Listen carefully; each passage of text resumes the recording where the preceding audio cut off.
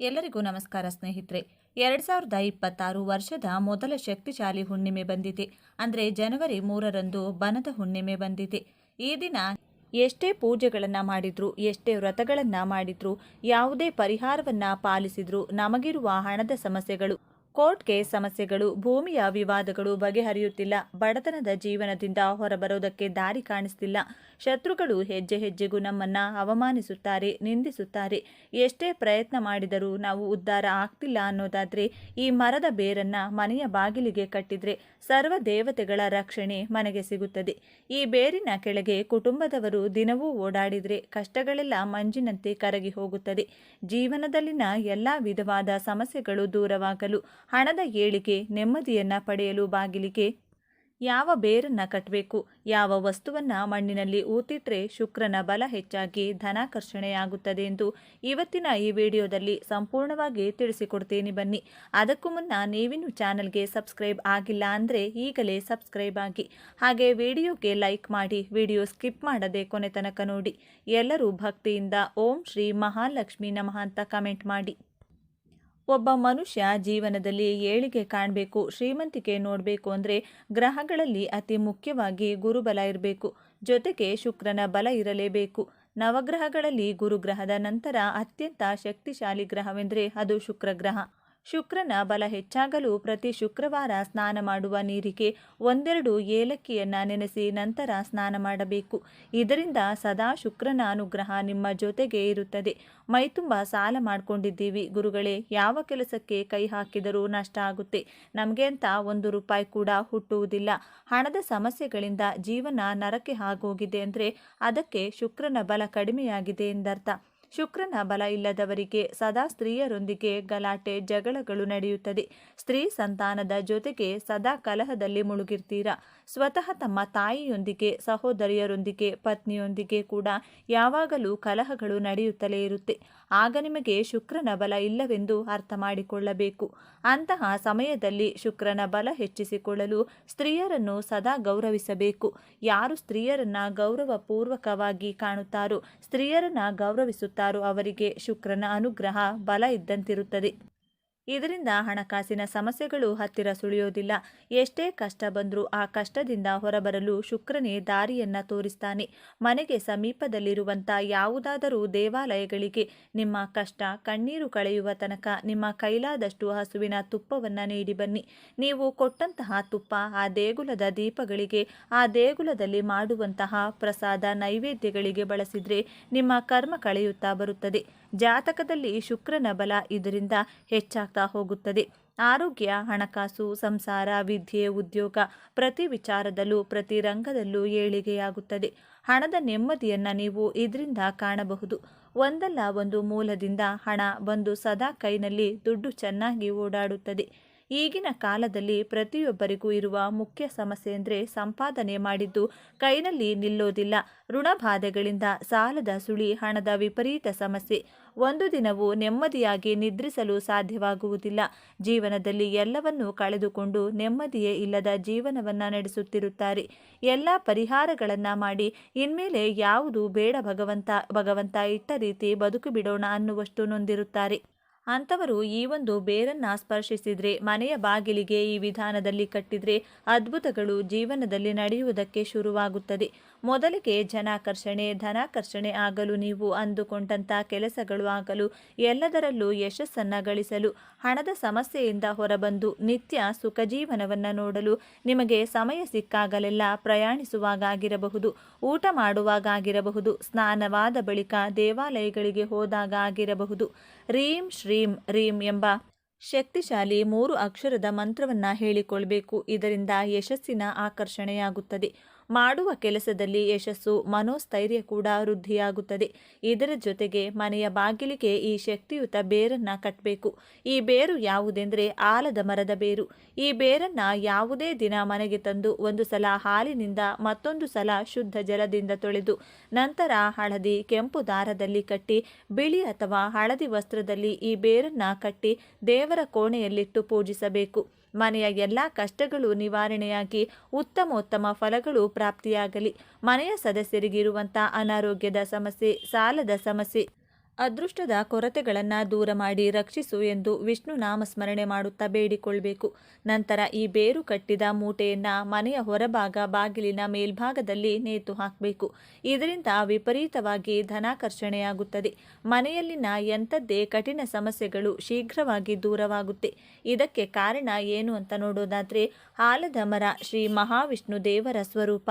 ಪ್ರಳಯ ಕಾಲದಲ್ಲಿ ಸೃಷ್ಟಿಯು ಜಲದಿಂದ ತುಂಬಿ ಹೋದಾಗ ಮುದ್ದು ಕೃಷ್ಣನು ಆಲದ ಮರದ ಎಲೆಯ ಮೇಲೆ ಹೆಬ್ಬೆರಳನ್ನ ಬಾಯಲ್ಲಿಟ್ಟುಕೊಂಡು ದರ್ಶನವನ್ನ ನೀಡಿದ್ದನು.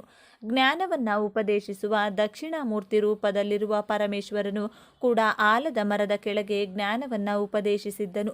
ಸ್ವತಃ ಪರಮೇಶ್ವರನಿಗೆ ಮಹಾವಿಷ್ಣುವಿಗೆ ಅತ್ಯಂತ ಪ್ರಿಯವಾದ ಮರ ಅಥವಾ ವೃಕ್ಷವೆಂದರೆ ಅದು ಆಲದ ಮರ. ನೂರಾರು ವರ್ಷಗಳ ಕಾಲ ತಪಸ್ವಿಗಳು ಆಲದ ಮರದ ಕೆಳಗೆ ಕುಳಿತು ತಪಸ್ಸನ್ನ ಮಾಡುತ್ತಿದ್ದರು. ಸಾಕ್ಷಾತ್ ಮಹಾವಿಷ್ಣುವಿನ ರೂಪವೇ ಆಲದ ಮರವಾಗಿದೆ. ಸಾಕ್ಷಾತ್ ಶ್ರೀ ಕೃಷ್ಣನು ಆಲದ ಮರದ ಎಲೆಯ ಮೇಲೆ ಬೆಣ್ಣೆಯನ್ನಿಟ್ಟು ಜನರಿಗೆ ಹಂಚಿದ್ದನೆಂದು ಪುರಾಣಗಳು ಹೇಳುತ್ತವೆ. ಅಂತಹ ಶಕ್ತಿ ಆಲದ ಮರಕ್ಕಿದೆ. ಆದ್ದರಿಂದ ಯಾವ ಮನೆಯ ಮುಂದೆ ಆಲದ ಮರದ ಬೇರಿರುತ್ತದೋ ಆ ಮನೆಗೆ ಹಣ, ಐಶ್ವರ್ಯ, ಸಂಪತ್ತು ನಿರಂತರವಾಗಿ ವೃದ್ಧಿಯಾಗುತ್ತಲೇ ಇರುತ್ತದೆ. ವ್ಯಾಪಾರ ಮಾಡುವವರಿಗೆ ಅತಿ ಹೆಚ್ಚು ನಷ್ಟಗಳು ಆಗ್ತಾ ಇದ್ರೆ ಹಣಕಾಸಿನ ಸಮಸ್ಯೆಗಳಿಂದ ಹೊರಬರೋದಕ್ಕೆ ಆಗ್ತಾನೇ ಇಲ್ಲ. ನಾನಾ ದೇವರಿಗೆ ಕೈ ಮುಗಿತೀನಿ, ಎಷ್ಟೋ ಪೂಜೆ ಪುನಸ್ಕಾರ, ಹೋಮ ಹವನಗಳೆಲ್ಲ ಮಾಡಿಸ್ತೀವಿ. ಆದರೂ ನಮ್ಮ ಸಮಸ್ಯೆಗಳು ತೀರ್ತಾ ಇಲ್ಲ ಅಂದರೆ ಅದಕ್ಕೆ ಶುಕ್ರ ಬಲ ಇಲ್ಲವೆಂದರ್ಥ. ಶುಕ್ರವಾರ ಆದಷ್ಟು ಹಸುವಿನ ತುಪ್ಪವನ್ನು ನಿಮ್ಮ ಆಹಾರದಲ್ಲಿ ಬಳಸಿ. ಇದರಿಂದ ಶುಕ್ರನ ಅನುಗ್ರಹ ಪ್ರಾಪ್ತಿಯಾಗುತ್ತದೆ. ಹಣದ ಸಂಕಷ್ಟಗಳು ದಿನೇ ದಿನೇ ಕಡಿಮೆಯಾಗ್ತಾ ಬರುತ್ತದೆ. ಶುಕ್ರವಾರ ಬೆಳಗಿನ ಸಮಯದಲ್ಲಿ ಕಲ್ಲು ಸಕ್ಕರೆ ಅಥವಾ ಸಕ್ಕರೆಯನ್ನ ಜೊತೆಗೆ ಮೊಸರನ್ನ ಯಾರಿಗಾದರೂ ದಾನವಾಗಿ ನೀಡ್ತಾ ಬನ್ನಿ. ಇದರಿಂದ ಶುಕ್ರನ ಬಲ ಹೆಚ್ಚಾಗಿ ದುಡ್ಡು ಕೈನಲ್ಲಿ ಚೆನ್ನಾಗಿ ಓಡಾಡುತ್ತೆ. ಬರಬೇಕಾದಂತಹ ಹಣ ನಿಮ್ಮ ಕೈ ಸೇರುತ್ತದೆ. ಸಾಲಗಳು ಒಂದು ಕಡೆಯಿಂದ ಕ್ಲಿಯರ್ ಆಗುತ್ತೆ. ಪ್ರತಿ ಶುಕ್ರವಾರ ಕಪ್ಪು ಬಣ್ಣದ ಗೋಮಾತೆಗೆ ನಿಮ್ಮ ಕೈಯಿಂದ ಆಹಾರ ತಿನ್ನಿಸ್ತಾ ಬನ್ನಿ. ಈ ಪರಿಹಾರವನ್ನ ಕೆಲವು ದಿನಗಳ ಕಾಲ ತಪ್ಪದೇ ಪಾಲಿಸಿ. ಇದರಿಂದ ಕ್ರಮಕ್ರಮವಾಗಿ ಶುಕ್ರನ ಬಲ ಹೆಚ್ಚಾಗುತ್ತದೆ. ವಯಸ್ಸಾದವರಿಗೆ ಶುಕ್ರವಾರದ ದಿನದಂದು ನಿಮ್ಮ ಕೈನಿಂದ ಸಿಹಿ ತಿನಿಸುಗಳನ್ನು ತಿನ್ನಲು ನೀಡಿದರೆ ಶುಕ್ರದೇವನ ಅನುಗ್ರಹ ಪ್ರಾಪ್ತಿಯಾಗುತ್ತದೆ. ಇಷ್ಟು ದಿನ ನಡೆಯುತ್ತಿದ್ದಂಥ ನಷ್ಟ ಕಷ್ಟಗಳ ಪ್ರಮಾಣ ಕಡಿಮೆಯಾಗಿ ಸುಖಜೀವನ ಪ್ರಾಪ್ತಿಯಾಗುತ್ತದೆ. ಇನ್ನು ಅತಿ ಮುಖ್ಯವಾಗಿ ಬೆಳ್ಳಿ ಲೋಹದಿಂದ ಒಂದು ಚಿಕ್ಕ ವೃತ್ತಾಕಾರದ ಪೆಂಡೆಂಟ್ನ ಮಾಡಿಸಿಕೊಂಡು ಸದಾ ನಿಮ್ಮ ಪರ್ಸ್ನಲ್ಲೋ ಜೇಬ್ನಲ್ಲೋ ಇಟ್ಟುಕೊಂಡು ನೋಡಿ. ಆವತ್ತಿನಿಂದಲೇ ನಿಮ್ಮ ಜೀವನ ಸಂಪೂರ್ಣವಾಗಿ ಬದಲಾಗುತ್ತದೆ. ಈ ವಸ್ತು ನಿಮ್ಮ ಜೊತೆಗಿದ್ದು ನೀವು ಮಾಡುವಂಥ ಯಾವುದೇ ಕಾರ್ಯಗಳಲ್ಲೂ ಯಶಸ್ಸು, ಹಣದ ಸಿಹಿ ಖಚಿತವಾಗಿ ಸಿಗುತ್ತದೆ. ಶುಕ್ರನ ಅನುಗ್ರಹದಿಂದ ಸರ್ವ ವಿಧವಾದಂತಹ ಶುಭ ಫಲಗಳು ಪ್ರಾಪ್ತಿಯಾಗುತ್ತೆ. ಶ್ರೀಮಂತಿಕೆ ಹೆಚ್ಚಾಗ್ತಾ ಹೋಗುತ್ತೆ. ಪ್ರತಿ ಶುಕ್ರವಾರ ಶುಕ್ರಬಲ ನಿಮಗೆ ಸಿಕ್ಕಿದೆ ಎಂದು ಅನುಭವ ಆಗೋ ತನಕವೂ ಆದ ನಂತರವೂ ಬಿಳಿ ಬಣ್ಣದ ವಸ್ತ್ರವನ್ನು ಬಳಸುತ್ತಾ ಬನ್ನಿ.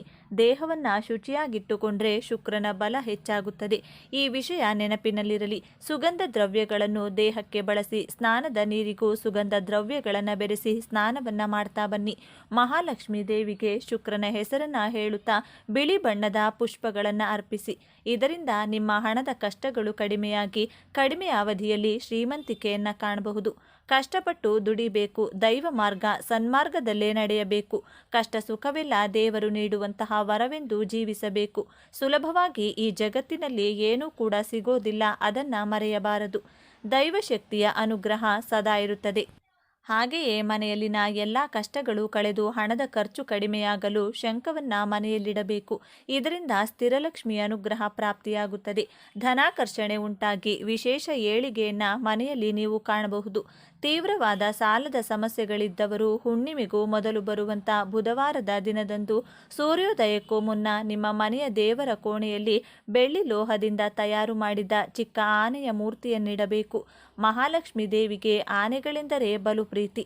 ಬೆಳ್ಳಿ ಲೋಹ ಚಂದ್ರನಿಗೆ ಪ್ರಿಯ. ಚಂದ್ರನಿಗೆ ಅಧಿಷ್ಠಾನ ದೇವತೆ. ಶ್ರೀ ಮಹಾಲಕ್ಷ್ಮೀ ದೇವಿ ಬೆಳ್ಳಿ ಆನೆಯ ವಿಗ್ರಹವನ್ನು ಮನೆಯಲ್ಲಿಟ್ಟು ಪೂಜಿಸುತ್ತಾ ಬಂದರೆ ಲಕ್ಷ್ಮೀ ಚಂದ್ರರ ಅನುಗ್ರಹದಿಂದ ಸಾಲಗಳು ಹಂತ ಹಂತವಾಗಿ ತೀರಿ ಹೋಗುತ್ತದೆ. ಇನ್ನು ಯಾವುದಾದ್ರೂ ಮಂಗಳವಾರದ ದಿನ ಒಂದು ಚಿಕ್ಕ ಪಾತ್ರೆ ಅಥವಾ ಬಟ್ಟಲಿನಲ್ಲಿ ಜೇನುತುಪ್ಪವನ್ನು ತುಂಬಿಸಿ ಆ ಬಟ್ಟಲನ್ನು ಯಾರೂ ಓಡಾಡದೇ ಇರುವಂಥ ನಿರ್ಜನ ಪ್ರದೇಶದಲ್ಲಿ ಚಿಕ್ಕದಾಗಿ ಗುಂಡಿ ತೆಗೆದು ಅದರೊಳಗೆ ಮುಚ್ಚಿ ಮನೆಗೆ ಬರಬೇಕು. ಜೇನುತುಪ್ಪವು ಶುಕ್ರನಿಗೆ ಪ್ರಿಯವಾದದ್ದು.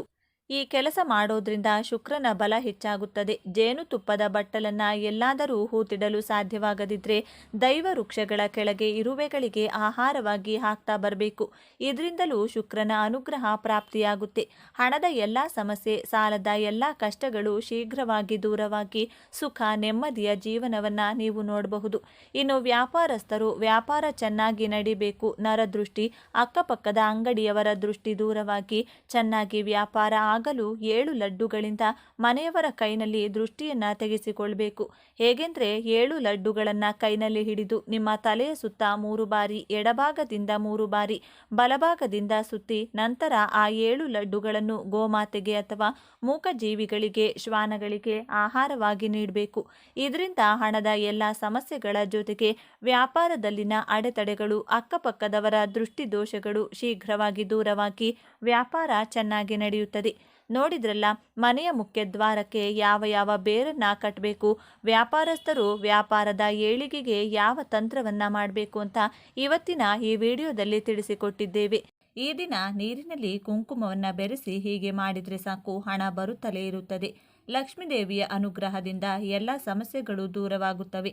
ಹಣದ ಗಳಿಕೆ ವಿಪರೀತವಾಗಿ ಹೆಚ್ಚಾಗುತ್ತದೆ. ಪ್ರತಿಯೊಬ್ಬ ಮನುಷ್ಯನ ಜೀವನದಲ್ಲಿ ಯಾವುದಾದರೂ ಒಂದು ಸಮಸ್ಯೆ ಇದ್ದೇ ಇರುತ್ತದೆ. ಮುಖ್ಯವಾಗಿ ಈ ದಿನಗಳಲ್ಲಿ ಅನೇಕ ಜನರನ್ನ ಕಾಡುತ್ತಿರುವ ಪ್ರಮುಖ ಸಮಸ್ಯೆ ಆರ್ಥಿಕ ತೊಂದರೆಗಳು. ಎಷ್ಟೇ ಸಂಪಾದಿಸಿದರೂ ಕೈಯಲ್ಲಿ ಹಣ ನಿಲ್ಲದಿರುವುದು, ಬಂದ ಹಣ ಬಂದಂತೆಯೇ ಖರ್ಚಾಗಿ ಹೋಗುವುದು, ಸಾಲದ ಬಾಧೆಗಳು ಹೆಚ್ಚಾಗುವುದನ್ನು ನಾವು ನೋಡುತ್ತೇವೆ. ಆದರೆ ಇಂತಹ ಎಲ್ಲ ಸಮಸ್ಯೆಗಳಿಗೆ ಕಡಿವಾಣ ಹಾಕಿ ನಮ್ಮ ಮನೆಯಲ್ಲಿ ಲಕ್ಷ್ಮೀದೇವಿ ಸ್ಥಿರ ನಿವಾಸವನ್ನ ಏರ್ಪಡಿಸುವಂತೆ ಮಾಡಲು ಈ ದಿನ ಮಾಡುವ ಈ ಸಣ್ಣ ಪರಿಹಾರ ರಾಮಬಾಣದಂತೆ ಕೆಲಸ ಮಾಡುತ್ತದೆ. ನೀರಿನಲ್ಲಿ ಕುಂಕುಮ ಬೆರೆಸಿ ಮಾಡುವ ಈ ಸಣ್ಣ ಕೆಲಸ ನಿಮ್ಮ ಹಣೆಬರವನ್ನು ಬದಲಾಯಿಸುತ್ತದೆ, ನಿಮ್ಮ ಕಷ್ಟಗಳನ್ನು ನಿವಾರಿಸುತ್ತದೆ. ಈ ಸಣ್ಣ ಪರಿಹಾರದಿಂದ ನಿಮ್ಮ ಜೀವನ ಅದ್ಭುತವಾಗಿ ಬದಲಾಗುತ್ತದೆ. ಹಾಗಾದರೆ ಈ ದಿನ ನೀರಿನಲ್ಲಿ ಕುಂಕುಮ ಬೆರೆಸಿ ಏನು ಮಾಡಿದರೆ ಹಣ ಬರುತ್ತದೆ ಎಂಬುದನ್ನು ಈಗ ನಾವು ಈ ವಿಡಿಯೋದಲ್ಲಿ ವಿವರವಾಗಿ ತಿಳಿದುಕೊಳ್ಳೋಣ. ಸ್ನೇಹಿತರೆ, ವಿಡಿಯೋವನ್ನು ಸ್ಕಿಪ್ ಮಾಡದೆ ಕೊನೆವರೆಗೂ ನೋಡಿ. ಸ್ಕಿಪ್ ಮಾಡುತ್ತಾ ನೋಡಿದರೆ ನಿಮಗೆ ಏನೂ ಅರ್ಥವಾಗೋಲ್ಲ. ಆದ್ದರಿಂದ ಕೊನೆಯವರೆಗೂ ಶ್ರದ್ಧೆಯಿಂದ ನೋಡಿ. ಮೊದಲಿಗೆ ಕಮೆಂಟ್ ಬಾಕ್ಸ್ನಲ್ಲಿ ಓಂ ಶ್ರೀ ಆಂಜನೇಯಾಯ ನಮಃ ಎಂದು ಕಮೆಂಟ್ ಮಾಡಿ. ಅಲ್ಲದೆ ಈ ವಿಡಿಯೋಗೆ ಒಂದು ಲೈಕ್ ಮಾಡಿ, ನಮ್ಮ ಚಾನೆಲ್ನ ಸಹ ಸಬ್ಸ್ಕ್ರೈಬ್ ಮಾಡಿಕೊಂಡು ನಮಗೆ ಬೆಂಬಲವನ್ನು ನೀಡಿ. ಈಗ ನಾವು ಮುಖ್ಯವಾಗಿ ವಿಷಯಕ್ಕೆ ಬರೋಣ. ಆರ್ಥಿಕ ಸಮಸ್ಯೆಗಳಿಂದ ಬಳಲುತ್ತಿರುವವರು, ಸಾಲದ ಸುಳಿಯಲ್ಲಿ ಸಿಲುಕಿರುವವರು, ಮನೆಯಲ್ಲಿ ಶಾಂತಿ ಇಲ್ಲದವರು ಸಂಜೆ ಖಂಡಿತ ಮಾಡಬೇಕಾದ ಅದ್ಭುತ ಪರಿಹಾರ ಒಂದು. ಈ ಪರಿಹಾರವನ್ನ ಮಾಡಲು ಸಮಯ ಬಹಳ ಮುಖ್ಯ. ಸಂಜೆ 6ರಿಂದ 7ರ ನಡುವೆ ಮಾತ್ರ ಪರಿಹಾರವನ್ನ ಮಾಡಬೇಕು. ಏಕೆಂದರೆ ಈ ಸಮಯದಲ್ಲಿ ವಿಶ್ವದಲ್ಲಿರುವ ಸಕಾರಾತ್ಮಕ ತರಂಗಗಳು ಮತ್ತು ಗ್ರಹ ಸ್ಥಿತಿಗಳು ನಾವು ಮಾಡುವ ಸಂಕಲ್ಪಕ್ಕೆ ಬಲವನ್ನು ನೀಡುತ್ತವೆ. ಈ ಸಮಯ ಕಳೆದ ನಂತರ ಮಾಡಿದರೆ ಫಲಿತಾಂಶ ಸಿಗದಿರಬಹುದು. ಆದ್ದರಿಂದ ಸಮಯವನ್ನು ಎಚ್ಚರಿಕೆಯಿಂದ ನೆನಪಿಟ್ಟುಕೊಳ್ಳಿ. ಈ ಪರಿಹಾರವನ್ನ ಮಾಡಲು ಬೇಕಾದ ವಸ್ತುಗಳು ಸಹ ನಮ್ಮ ಮನೆಯಲ್ಲಿಯೇ ಸಿಗುವಂತಹವು. ಹೊರಗಿನಿಂದ ವಿಶೇಷವಾಗಿ ಏನನ್ನು ಖರೀದಿಸುವ ಅಗತ್ಯವಿಲ್ಲ. ಮೊದಲಿಗೆ ಈ ಸಮಯವಾದ ತಕ್ಷಣ ನಿಮ್ಮ ಕೈಕಾಲುಗಳನ್ನು ಸ್ವಚ್ಛವಾಗಿ ತೊಳೆದು ದೇವರ ಕೋಣೆಯಲ್ಲಿ ದೀಪವನ್ನು ಹಚ್ಚಿ ನಂತರ ಅಡುಗೆ ಮನೆಗೆ ಹೋಗಿ ಅಲ್ಲಿ ಒಂದು ಗಾಜಿನ ಲೋಟ ಅಥವಾ ಸ್ಟೀಲ್ ಲೋಟವನ್ನು ತೆಗೆದುಕೊಳ್ಳಿ. ಪ್ಲಾಸ್ಟಿಕ್ ಲೋಟಗಳನ್ನು ಬಳಸಬಾರದು. ಆ ಲೋಟದಲ್ಲಿ ಅರ್ಧದಷ್ಟು ಶುದ್ಧ ನೀರನ್ನು ಸುರಿಯಿರಿ. ನೀರು ಶಕ್ತಿಯನ್ನು ಹೀರಿಕೊಳ್ಳುವ ಗುಣವನ್ನು ಹೊಂದಿದೆ. ಈಗ ಆ ನೀರಿಗೆ 12 ಚಮಚ ಕುಂಕುಮವನ್ನು ಹಾಕಿ, ನಾವು ಪ್ರತಿದಿನ ಪೂಜೆಗೆ ಬಳಸುವ ಉತ್ತಮ ಕುಂಕುಮವನ್ನು ಬಳಸಿ. ಕುಂಕುಮ ಹಾಕಿದ ನಂತರ ಆ ನೀರನ್ನು ಚೆನ್ನಾಗಿ ಮಿಶ್ರಣ ಮಾಡಿ. ಈಗ ಆ ನೀರು ಕೆಂಪಾಗುತ್ತದೆ. ಈ ಕೆಂಪು ಬಣ್ಣವು ಶಕ್ತಿ ಮತ್ತು ವಿಜಯದ ಸಂಕೇತವಾಗಿದೆ. ನಂತರ ಆ ಕುಂಕುಮದ ನೀರಿಗೆ ಸ್ವಲ್ಪ ಜೀರಿಗೆಯನ್ನು ಹಾಕಿ, ಅಡುಗೆಯಲ್ಲಿ ಬಳಸುವ ಸಾಮಾನ್ಯ ಜೀರಿಗೆ ಸಾಕು. ನಂತರ ಅದಕ್ಕೆ ಸ್ವಲ್ಪ ಉಪ್ಪನ್ನು ಸಹ ಹಾಕಿದರೆ ಇನ್ನೂ ಒಳ್ಳೆಯದು. ಇಲ್ಲದಿದ್ದರೆ ಸ್ವಲ್ಪ ಹಾಕಿದರೂ ಪರವಾಗಿಲ್ಲ. ಕೊನೆಯದಾಗಿ ಒಂದು ಚಿಟಿಕೆ ಅರಿಶಿನ ಕೂಡ ಆ ನೀರಿನಲ್ಲಿ ಬೆರೆಸಬೇಕು. ಈಗ ನಮ್ಮ ಪರಿಹಾರಕ್ಕೆ ಬೇಕಾದ ಶಕ್ತಿಶಾಲಿ ಕುಂಕುಮ ನೀರು ತಯಾರಾಗಿದೆ. ಹೀಗೆ ತಯಾರಿಸಿದ ಈ ಕೆಂಪು ನೀರನ್ನು ಎಚ್ಚರಿಕೆಯಿಂದ ತೆಗೆದುಕೊಂಡು ನಿಮ್ಮ ಮನೆಯ ಅಡುಗೆ ಮನೆಯಲ್ಲಿ ಗ್ಯಾಸ್ ಸ್ಟವ್ ಬಳಿಗೆ ಹೋಗಿ ಅಲ್ಲಿ ಗ್ಯಾಸ್ನ ಎಡಭಾಗದಲ್ಲಿ ಈ ಗ್ಲಾಸನ್ನು ಇಡಬೇಕು. ಏಕೆ ಎಡಭಾಗದಲ್ಲಿ ಇಡಬೇಕು ಅಂದರೆ ವಾಸ್ತು ಮತ್ತು ಶಕ್ತಿ ಇದು ಬಹಳ ವಿಶೇಷವಾದದ್ದು. ಅಲ್ಲಿ ಗ್ಲಾಸ್ ಇಟ್ಟ ನಂತರ ನೀವು ಅಲ್ಲೇ ನಿಂತು 2 ಕೈಗಳನ್ನು ಜೋಡಿಸಿ ಕಣ್ಣು ಮುಚ್ಚಿಕೊಳ್ಳಿ. ಈಗ ನಿಮ್ಮ ಮನಸ್ಸಿನಲ್ಲಿರುವ ಆಸೆ ಅಥವಾ ಸಮಸ್ಯೆಯನ್ನು ಸಂಕಲ್ಪದ ರೂಪದಲ್ಲಿ ಹೇಳಿಕೊಳ್ಬೇಕು. ನನ್ನಲ್ಲಿರುವ ಆರ್ಥಿಕ ಕಷ್ಟಗಳು ದೂರವಾಗಬೇಕು, ಸಾಲದ ಬಾಧೆಗಳು ತೀರಬೇಕು, ಮನೆಯಲ್ಲಿ ಹಣ ನಿಲ್ಲಬೇಕು, ನನ್ನ ಕುಟುಂಬ ಸುಖ ಸಂತೋಷಗಳಿಂದ ಇರಬೇಕು ಎಂದು ಗಟ್ಟಿಯಾಗಿ ನಂಬಿಕೆಯಿಂದ ಕೇಳಿಕೊಳ್ಬೇಕು. ನಿಮ್ಮ ಸಂಕಲ್ಪ ಎಷ್ಟು ಬಲವಾಗಿದೆಯೋ ಅಷ್ಟು ಬೇಗ ಫಲಿತಾಂಶ ಬರುತ್ತದೆ. ಹೀಗೆ ಪ್ರಾರ್ಥಿಸಿದ ನಂತರ ಆ ಗ್ಲಾಸನ್ನು ಅಲ್ಲೇ ಬಿಟ್ಟು ಬಿಡಿ. ಆ ರಾತ್ರಿಯೆಲ್ಲ ಗ್ಲಾಸ್ ಅಲ್ಲಿಯೇ ಇರಬೇಕು. ತಪ್ಪಿಯೂ ಅದನ್ನು ಕದಲಿಸುವುದು ಅಥವಾ ನೀರನ್ನು ಕೆಳಗೆ ಚೆಲ್ಲುವುದನ್ನು ಮಾಡಬಾರದು. ಅಡುಗೆ ಮಾಡುವಾಗಲೂ ಆ ಗ್ಲಾಸ್ಗೆ ಏನೂ ತಾಗದಂತೆ ನೋಡಿಕೊಳ್ಳಿ. ಮರುದಿನ ಬೆಳಿಗ್ಗೆ ಎದ್ದ ನಂತರ ಸ್ನಾನ ಮಾಡಿ ಆ ಗ್ಲಾಸ್ನಲ್ಲಿರುವ ನೀರನ್ನು ತೆಗೆದುಕೊಂಡು ಮನೆಯ ಹೊರಗಿರುವ ಯಾವುದಾದರೂ ಕಸದ ಗಿಡದ ಬುಡದಲ್ಲಿ ಅಥವಾ ಯಾರೂ ತುಳಿಯದ ಪ್ರದೇಶದಲ್ಲಿ ಸುರಿಯಬೇಕು. ನೆನಪಿಡಿ, ಈ ನೀರನ್ನು ತುಳಸಿ ಗಿಡಗಳಿಗೆ ಮಾತ್ರ ಅಪ್ಪಿತಪ್ಪಿಯೂ ಸುರಿಯಬಾರದು. ಹಾಗೆಯೇ ಹೂವಿನ ಗಿಡಗಳಿಗೂ ಸುರಿಯದೆ ಯಾವುದಾದರೂ ಕಸದ ಗಿಡಗಳಿಗೆ ಸುರಿಯುವುದು ಉತ್ತಮ. ಏಕೆಂದರೆ ಈ ನೀರು ಮನೆಯಲ್ಲಿರುವ ನಕಾರಾತ್ಮಕ ಶಕ್ತಿ ಮತ್ತು ದಾರಿದ್ರ್ಯವನ್ನು ಹೀರಿಕೊಂಡಿರುತ್ತದೆ. ಇದನ್ನು ತುಳಸಿಯಂತಹ ಪವಿತ್ರ ಗಿಡಗಳಿಂದ ದೂರವಿಡಿ. ಗ್ಲಾಸನ್ನು ಸ್ವಚ್ಛವಾಗಿ ತೊಳೆದು ಎಂದಿನಂತೆ ಬಳಸಬಹುದು. ಹೀಗೆ ಮಾಡಿದರೆ ಸಾಕು ಎಂದರೆ ಇಲ್ಲ. ಯಾವುದೇ ಒಂದು ಕೆಲಸ ಫಲಿತಾಂಶ ನೀಡಬೇಕಾದರೆ ಅದಕ್ಕೆ ಸ್ವಲ್ಪ ಸಮಯ ಮತ್ತು ಸ್ಥಿರತೆ ಬೇಕು. ಅದಕ್ಕಾಗಿಯೇ ಪರಿಹಾರವನ್ನು ಸತತವಾಗಿ 5 ಕಾಲ ಮಾಡಬೇಕು. ಮಧ್ಯದಲ್ಲಿ ಮಹಿಳೆಯರಿಗೆ ಮುಟ್ಟಾದರೆ ಈ ವಾರ ನಿಲ್ಲಿಸಿ ಮುಂದಿನ ವಾರ ಮುಂದುವರಿಸಬಹುದು. ಹೀಗೆ 5 ವಾರಗಳು ಪೂರ್ಣಗೊಳ್ಳುವ ಹೊತ್ತಿಗೆ ನಿಮ್ಮ ಆರ್ಥಿಕ ಪರಿಸ್ಥಿತಿಯಲ್ಲಿ ಖಚಿತವಾದ ಬದಲಾವಣೆಗಳನ್ನು ನೀವು ಗಮನಿಸುತ್ತೀರಿ. ವಾಸ್ತವವಾಗಿ ಈ ವಸ್ತುಗಳನ್ನು ಏಕೆ ಬಳಸಬೇಕು, ಇದರಲ್ಲಿರುವ ರಹಸ್ಯವೇನು ಎಂದು ನಿಮಗೆ ಸಂದೇಹ ಬರಬಹುದು. ಅದಕ್ಕೂ ಒಂದು ಬಲವಾದ ಕಾರಣವಿದೆ. ನಾವು ಈ ಪರಿಹಾರದಲ್ಲಿ ಬಳಸಿದ ಪ್ರತಿಯೊಂದು ವಸ್ತುವಿಗೂ ಒಂದು ವಿಶಿಷ್ಟ ಶಕ್ತಿ ಇದೆ. ಮೊದಲಿಗೆ ನೀರಿಗೆ ಜ್ಞಾಪಕ ಶಕ್ತಿ ಇರುತ್ತದೆ. ಇದು ನಮ್ಮ ಸಂಕಲ್ಪವನ್ನು ಗ್ರಹಿಸುತ್ತದೆ. ಅದಕ್ಕಾಗಿಯೇ ಪೂಜೆಗಳಾದ ನೀರನ್ನು ಕಲಶದ ರೂಪದಲ್ಲಿ ಇಡುತ್ತೇವೆ. ಕುಂಕುಮದ ವಿಷಯಕ್ಕೆ ಬಂದರೆ ಎಂದರೆ ಇದು ಸಾಕ್ಷಾತ್ ಅಮ್ಮನವರ ಸ್ವರೂಪ. ಕುಂಕುಮ ಎಂದರೆ ಮಂಗಳಕರ. ಇದು ಕುಜನಿಗೆ ಸಂಬಂಧಿಸಿದ ಬಣ್ಣದಲ್ಲಿರುವುದರಿಂದ ಕುಜ ದೋಷಗಳನ್ನು ನಿವಾರಿಸಿ ಧೈರ್ಯ, ವಿಜಯವನ್ನು ನೀಡುತ್ತದೆ. ಆರ್ಥಿಕ ಸಮಸ್ಯೆಗಳನ್ನು ಜಯಿಸಲು ಬೇಕಾದ ಶಕ್ತಿಯನ್ನು ಕುಂಕುಮ ಪ್ರಸಾದಿಸುತ್ತದೆ. ಇನ್ನು ಉಪ್ಪು, ಆಧ್ಯಾತ್ಮಿಕವಾಗಿ ಉಪ್ಪು ಲಕ್ಷ್ಮಿಯ ಸ್ವರೂಪ. ಸಮುದ್ರ ಗರ್ಭದಿಂದ ಹುಟ್ಟಿದೆ. ಆದ್ದರಿಂದ ಇದು ನಕಾರಾತ್ಮಕ ಶಕ್ತಿಯನ್ನು ಅಂದರೆ ನಮ್ಮ ಸುತ್ತಲಿರುವ ಕೆಟ್ಟ ದೃಷ್ಟಿ, ನರದೋಷವನ್ನು ಹೀರಿಕೊಳ್ಳುವ ಅದ್ಭುತ ಶಕ್ತಿಯನ್ನು ಹೊಂದಿದೆ. ಹೆಚ್ಚಿನ ಜನರು ದೃಷ್ಟಿ ತೆಗೆಯಲು ಉಪ್ಪನ್ನು ಬಳಸಲು ಇದೇ ಕಾರಣ. ಈ ನೀರಿನಲ್ಲಿ ಉಪ್ಪು ಹಾಕೋದ್ರಿಂದ ನಿಮ್ಮ ಮನೆಯ ಮೇಲೆ, ನಿಮ್ಮ ಕುಟುಂಬದ ಮೇಲೆ ಇರುವ ನರದೃಷ್ಟಿ, ಕೆಟ್ಟು ದೃಷ್ಟಿಗಳು ಎಲ್ಲವೂ ದೂರವಾಗುತ್ತದೆ. ನಂತರ ನಾವು ಬಳಸಿದ್ದು ಜೀರಿಗೆ. ಅನೇಕರಿಗೆ ಗೊತ್ತಿಲ್ಲದ ವಿಷಯವೆಂದರೆ ಜೀರಿಗೆ ಹಣವನ್ನು ಆಕರ್ಷಿಸುವಲ್ಲಿ ಅದ್ಭುತವಾಗಿ ಕೆಲಸ ಮಾಡುತ್ತದೆ. ಪ್ರಾಚೀನ ಕಾಲದಿಂದಲೂ ತತ್ವಶಾಸ್ತ್ರದಲ್ಲಿ ಧನಕೃಷ್ಣಕ್ಕೆ ಜೀರಿಗೆಯನ್ನು ಬಳಸುತ್ತಾರೆ. ಇದು ಅಡೆತಡೆಗಳನ್ನು ನಿವಾರಿಸಿ ಕೆಲಸಗಳು ಸುಲಭವಾಗಿ ನಡೆಯುವಂತೆ ಮಾಡುತ್ತದೆ. ಇನ್ನು ಕೊನೆಯದಾಗಿ ಅರಿಶಿನ. ಗುರುಗ್ರಹಕ್ಕೆ ಸಂಕೇತ. ಗುರುಕಾರಕ ಅರಿಶಿನ ಎಲ್ಲಿದೆಯೋ ಅಲ್ಲಿ ಶುಭವಾಗುತ್ತದೆ. ಅರಿಶಿನ ಕೀಟನಾಶಕವಾಗಿ ಹೇಗೆ ಕೆಲಸ ಮಾಡುತ್ತದೆಯೋ ಹಾಗೆಯೇ ನಮ್ಮ ಜೀವನದಲ್ಲಿರುವ ಕಷ್ಟಗಳನ್ನು ಸಹ ದೂರ ಮಾಡುತ್ತದೆ. ಹೀಗೆ ಈ 4 ವಸ್ತುಗಳು ಕುಂಕುಮ, ಉಪ್ಪು, ಜೀರಿಗೆ, ಅರಿಶಿನವನ್ನು ಬೆರೆಸಿದಾಗ ಒಂದು ಅದ್ಭುತವಾದ ಸಕಾರಾತ್ಮಕ ಶಕ್ತಿ ಉತ್ಪತ್ತಿಯಾಗುತ್ತದೆ. ಈ ಮಿಶ್ರಣವನ್ನು ನಾವು ಅಗ್ನಿ ನಿಲಯವಾದ ಅಡುಗೆ ಮನೆಯಲ್ಲಿ ಅಗ್ನಿಹೋತ್ರದ ಪಕ್ಕದಲ್ಲಿಡೋದ್ರಿಂದ ಆ ಶಕ್ತಿ ಹೆಚ್ಚಾಗಿ ಅಡುಗೆ ಮನೆ ಅನ್ನಪೂರ್ಣ ದೇವಿಯ ಸ್ಥಾನ. ಅಲ್ಲಿ ನಾವು ನಮ್ಮ ಆಸೆಯನ್ನು ಹೇಳಿಕೊಳ್ಳೋದ್ರಿಂದ ಅಮ್ಮನ ಆಶೀರ್ವಾದ ನಮಗೆ ಸಿಗುತ್ತದೆ. ಅನೇಕ ಜನರು ಎಷ್ಟೇ ಪೂಜೆಗಳನ್ನು ಮಾಡಿದರೂ, ಎಷ್ಟೇ ಪರಿಹಾರಗಳನ್ನು ಮಾಡಿದರೂ ಫಲ ಸಿಗುತ್ತಿಲ್ಲ ಎಂದು ದುಃಖಪಡುತ್ತಾರೆ. ಅದಕ್ಕೆ ಮುಖ್ಯ ಕಾರಣ ನಂಬಿಕೆ ಇಲ್ಲದಿರುವುದು. ಪರಿಹಾರ ಮಾಡಿದರೆ ಇದು ನನ್ನ ಕಷ್ಟಗಳನ್ನು ಖಂಡಿತವಾಗಿಯೂ ನಿವಾರಿಸುತ್ತದೆ ಎಂಬ ಪೂರ್ಣ ನಂಬಿಕೆಯಿಂದ ಮಾಡಬೇಕು. ಏನೋ ಮಾಡಿದ್ದೇವೆ ಎಂದು ಅಂದುಕೊಳ್ಳದೆ ಭಕ್ತಿ ಮತ್ತು ಶ್ರದ್ಧೆಯಿಂದ ಮಾಡಿದರೆ ಮಾತ್ರ ಫಲ ಸಿಗುತ್ತದೆ. ಈ 5 ವಾರಗಳ ಕಾಲ ನೀವು ಈ ಸಣ್ಣ ಕೆಲಸವನ್ನು ಮಾಡುತ್ತಲೇ ನಿಮ್ಮ ಪ್ರಯತ್ನವನ್ನು ನೀವು ಮಾಡುತ್ತಿರಬೇಕು. ದೇವರು ನಮಗೆ ದಾರಿ ತೋರಿಸುತ್ತಾನೆ, ಅವಕಾಶಗಳನ್ನು ನೀಡುತ್ತಾನೆ. ಅವುಗಳನ್ನು ನಾವು ಬಳಸಿಕೊಳ್ಳಬೇಕು. ಈ ಪರಿಹಾರವನ್ನು ಮಾಡಲು ಪ್ರಾರಂಭಿಸಿದ ನಂತರ ಅನಗತ್ಯ ವೆಚ್ಚಗಳು ಕಡಿಮೆಯಾಗುತ್ತವೆ, ಬರಬೇಕಾದ ಬಾಕಿಗಳು ವಸೂಲಾಗುತ್ತವೆ ಮತ್ತು ವೃತ್ತಿ ಮತ್ತು ವ್ಯವಹಾರಗಳಲ್ಲಿ ಲಾಭಗಳು ಬರುತ್ತವೆ. ಅದೇ ರೀತಿ ಮನೆಯಲ್ಲಿರುವ ಅಶಾಂತಿ ದೂರವಾಗಿ ಕುಟುಂಬ ಸದಸ್ಯರ ನಡುವೆ ಸಾಮರಸ್ಯ ಹೆಚ್ಚಾಗುತ್ತದೆ. ಮುಖ್ಯವಾಗಿ ನೆನಪಿಡಬೇಕಾದ ವಿಷಯವೆಂದರೆ ನಾವು ಎಷ್ಟು ಸಂಪಾದಿಸಿದ್ದೇವೆ ಎಂಬುದು ಮುಖ್ಯವಲ್ಲ, ಎಷ್ಟು ಉಳಿತಾಯ ಮಾಡಿದ್ದೇವೆ, ಎಷ್ಟು ಶಾಂತವಾಗಿದ್ದೇವೆ ಎಂಬುದು ಮುಖ್ಯ. ಈ ಪರಿಹಾರವು ಮನೆಯಲ್ಲಿರುವ ನಕಾರಾತ್ಮಕ ಕಂಪನಗಳನ್ನು ತೆಗೆದುಹಾಕಿ ಸಕಾರಾತ್ಮಕ ಕಂಪನಗಳನ್ನು ತುಂಬುತ್ತದೆ. ಮನೆಯಲ್ಲಿ ಸಕಾರಾತ್ಮಕ ವಾತಾವರಣವಿದ್ದಾಗ ಆಗ ಲಕ್ಷ್ಮೀದೇವಿ ಆಕರ್ಷಿತಳಾಗುತ್ತಾಳೆ. ಕೆಲಸವನ್ನ ಶ್ರದ್ಧೆಯಿಂದ ಮಾಡಿ, ನಿಮ್ಮ ಕಷ್ಟಗಳು ಕಣ್ಣೀರಾಗಿ ಕರಗಿ ಹೋಗುತ್ತವೆ.